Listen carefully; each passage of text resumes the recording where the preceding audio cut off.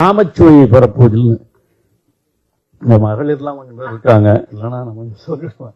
ஆனா அதுக்கு மகளிருக்கே நிறைய டிக்கெட் கொடுத்து வர வச்சிருந்தார் ராமகிருஷ்ணன். அதுல ஒரு இடத்துல சொல்லுவோம், சொல்லாம ராமகிருஷ்ணன்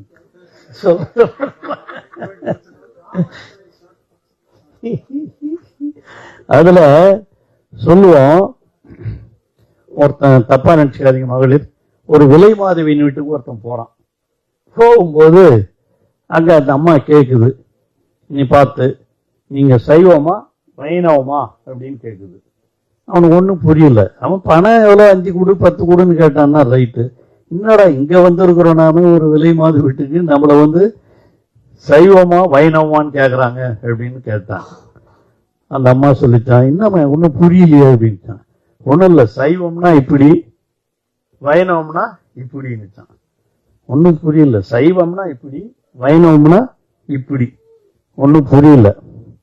என்ன சொல்ற, இதுன்னா அது தீவம் விபூதி இது தானே, அதுல என்ன இருக்கு அப்படின்னா, இல்ல சைவம்னா படுத்துக்கிறது, வைணவம்னா நின்னுங்கிறது. நின்னுங்கன்னா 5 படுத்தா